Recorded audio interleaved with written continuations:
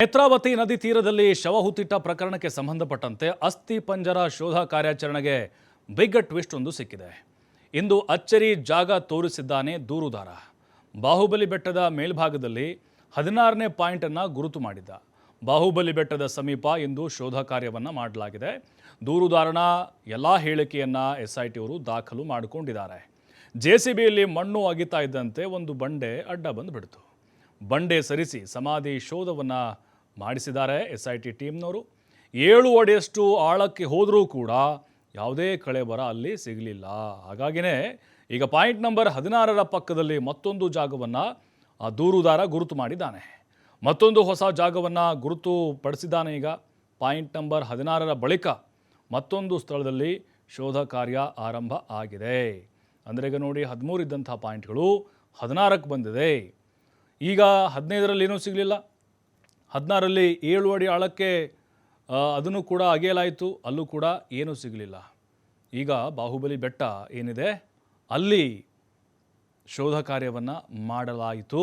ಆತ ಹೇಳಿದಂಥ ಜಾಗದಲ್ಲಿ ಅಂದರೆ ಅಲ್ಲೊಂದು ಮರ ಇದೆ, ಮರದ ಪಕ್ಕ ಮಣ್ಣಿನ ರಾಶಿಯನ್ನು ಹಾಕಿಬಿಟ್ಟಿದ್ದಾರೆ. ಬಟ್ ಈಗ ಅಲ್ಲಿ ಕಷ್ಟಕರವಾಗಿತ್ತು ಶೋಧ ಕಾರ್ಯವನ್ನು ಮಾಡೋದು. ಬಟ್ ಆತ ಕಾನ್ಫಿಡೆಂಟಲ್ಲಿದ್ದ. ಆತನಿಗೆ ನೋಡಿ, ಈಗ 13 ಪಾಯಿಂಟ್ ಏನಿದೆ, ನೇತ್ರಾವತಿ ನದಿ ಸ್ನಾನಘಟ್ಟ ಏನಿದೆ ಅಲ್ಲಿ ಪಕ್ಕದಲ್ಲಿ, ಜೊತೆಗೆ ಮತ್ತು ಕಲ್ಲೇರಿ ಗ್ರಾಮ ಅಲ್ಲಿನ ಸುತ್ತಮುತ್ತ ಅವನಿಗೆ ಒಂದೊಂದೇ ನೆನಪಾಗ್ತಾ ಹೋಗ್ತಾ ಇರ್ಬೋದು ಅಂತ ಅನ್ನಿಸ್ತಾ ಇದೆ. ಕಳೆದ 20-25 ವರ್ಷಗಳಿಂದ ಹಿಂದೆ ಆಗಿರೋದಲ್ವ. ಹಾಗಾಗಿನೇ ಆತ ನೆನಪು ಮಾಡಿಕೊಂಡು ಆ ಪಾಯಿಂಟ್ಗಳನ್ನು ಗುರುತು ಮಾಡ್ತಾ ಇದ್ದಾನೆ. ಆದರೆ ಆತ ನಿರೀಕ್ಷೆ ಮಾಡಿದ ಹಾಗೆ ಯಾವ ಸುಳಿವುಗಳು ಕೂಡ ಸಿಕ್ಕಿಲ್ಲ. ಬಾಹುಬಲಿ ಬೆಟ್ಟದ ರತ್ನಗಿರಿ ರಹಸ್ಯ ಬಯಲಾಗೋದು ಕಷ್ಟ. ಯಾಕಂತ ಹೇಳಿದ್ರೆ ಹಲವು ಬದಲಾವಣೆಗಳನ್ನು ಕಂಡಿದೆ ಬಾಹುಬಲಿ ಬೆಟ್ಟದ ರತ್ನಗಿರಿ. ಗೊಮ್ಮಟ ಬೆಟ್ಟಕ್ಕೆ ಸಾಗುವಂಥ ದಾರಿಯ ಮಧ್ಯೆಯೇ ಈ ರತ್ನಗಿರಿ ಸಿಗುತ್ತೆ. ಹಾಗಾದರೆ ರತ್ನಗಿರಿ ರಹಸ್ಯ ಭೇದಿಸಲಾಗುತ್ತಾ? ಮಹಾಮಸ್ತಕಾಭಿಷೇಕದ ವೇಳೆ ರತ್ನಗಿರಿಯಲ್ಲಿ ಹಲವು ಬದಲಾವಣೆಗಳನ್ನು ಮಾಡಲಾಯಿತು. ರಸ್ತೆ ಸೇರಿ ಸುತ್ತಮುತ್ತಲಿನ ಹಲವು ಜಾಗಗಳಲ್ಲಿ ಬದಲಾವಣೆಯನ್ನು ಮಾಡಲಾಗಿದೆ.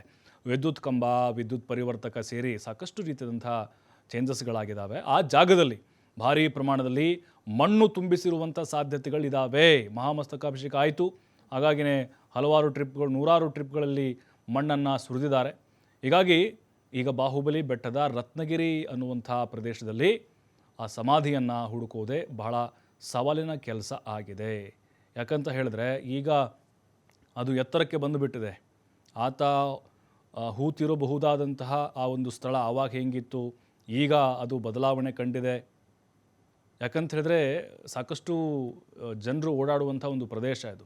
ಬಾಹುಬಲಿ ಬೆಟ್ಟಕ್ಕೆ ಹೋಗಬೇಕು ಅಂತ ಹೇಳಿದ್ರೆ ಇದೇ ರತ್ನಗಿರಿ ಮೂಲಕ ಹೋಗಬೇಕು. ಹಾಗಾಗಿನೇ ಅಲ್ಲಿ ಆ ಬಾಹುಬಲಿ ಮೂರ್ತಿ ಏನಿದೆ ಅಲ್ವಾ, ಅಲ್ಲಿ ಸಾಕಷ್ಟು ಕಾರ್ಯಕ್ರಮಗಳು ಆಗ್ತಾ ಇರ್ತವೆ. ಮಹಾಮಸ್ತಕಾಭಿಷೇಕದ ಸಂದರ್ಭದಲ್ಲಿ ಸಾಕಷ್ಟು ದಿನಗಳಿಂದ ಅಲ್ಲಿ ಮಣ್ಣನ್ನು ಕೂಡ ತಂದು ರಾಶಿ ಹಾಕಿದ್ದಾರೆ. ಹಾಗಾಗಿ ಆ ಶವ ಆತ ಹೂತಿದ್ದಾನೆ ಏನಂತ ಹೇಳ್ತಾ ಇದ್ದಾನೆ, ಅದು ಸಿಗುತ್ತಾ ಇಲ್ವಾ? ಯಾಕಂದರೆ ಬಹಳ ಆಳಕ್ಕೆ ಹೋಗ್ತಾ ಇದ್ದಾರೆ. 7ರಿಂದ 8 ಅಡಿವರೆಗೂ ಕೂಡ JCB ಮೂಲಕ ಅಗೆಯಲಾಗ್ತಾ ಇದೆ ಮತ್ತು ಕಾರ್ಮಿಕರು ಕೂಡ ಅಲ್ಲಿ ಅಗಿತಾ ಇದ್ದಾರೆ. ಏನಂದ್ರೆ ಏನೂ ಸಿಗ್ತಾ ಇಲ್ಲ. ಬಟ್ ಈಗ ಆ ರತ್ನಗಿರಿ ರಹಸ್ಯವನ್ನು ಭೇದಿಸೋದು ಸದ್ಯಕ್ಕಂತರೂ SIT ಅವ್ರಿಗೆ ಕಷ್ಟ ಆಗ್ತಾ ಇದೆ. ಆತ ಜಾಗ ಏನೋ ನೆನಪು ಮಾಡಿಕೊಂಡು ಗುರುತು ಮಾಡಿರ್ಬೋದು, ಆದರೆ ಆತ ಹೂತಿದ್ದೇನೆ ಅಂತ ಏನು ಹೇಳ್ತಾ ಇದ್ದಾನೆ ಶವವನ್ನು, ಅದು ಅಲ್ಲಿ ಇದೆಯಾ ಇಲ್ವಾ, ಅದು ಕನ್ಫರ್ಮ್ ಆಗಬೇಕಾಗಿದೆ.